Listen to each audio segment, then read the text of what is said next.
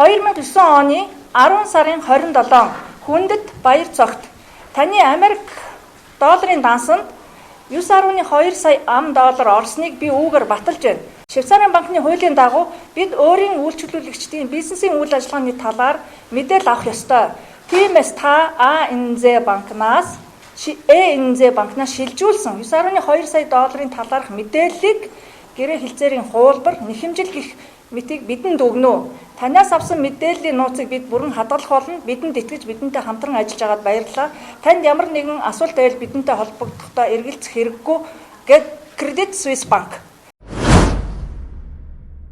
Яагаад энэ бичиг өнөөдөр ил болсон юм?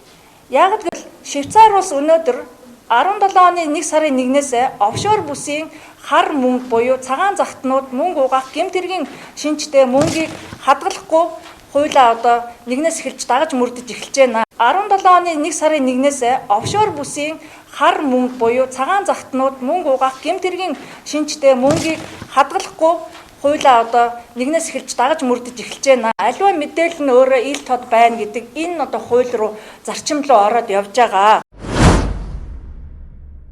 Энэ 9.2 сая $, баяр цогтын дансанд ороод иржээ. Энэ он сарыг та бүхэн сая би хэлсэн. 2009 оны 10 сарын 27. Энэ 10 сарын 27 та бүхэн мэдж байгаа. 2009 оны 10 сарын 6-нд оюутлага гэрээг үзгэлсэн. Бид нар анхнаасаа гомдол гаргахдаа энэ мөнгөний их сурвалж бол оюун толгоогоос их сурвалжтай мөнгө юм аа гэдэг энэ гомдлыг гаргасан байна. Энэ Аюухан Майнз байна уу, Рио Тинто байна уу, хаанаас их сурвалжтай гэдэг. 10 сарын 27-ны өдөр тухайн үеийн засгийг барьж исэн ерөнхий сайд Баяр албан ёсоор ажиллаа өгсөн.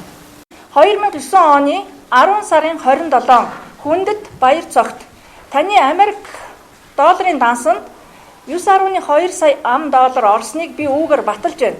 10 сарын 27-ны өдөр тухайн үеийн засгийг барьж исэн ерөнхий сайд Баяр албан ёсоор ажиллаа өгсөн. 2009 оны 10 сарын 27 Хүндэт Баяр цогт таны Америк долларын дансанд 9.2 сая $, орсныг би үүгээр баталж байна.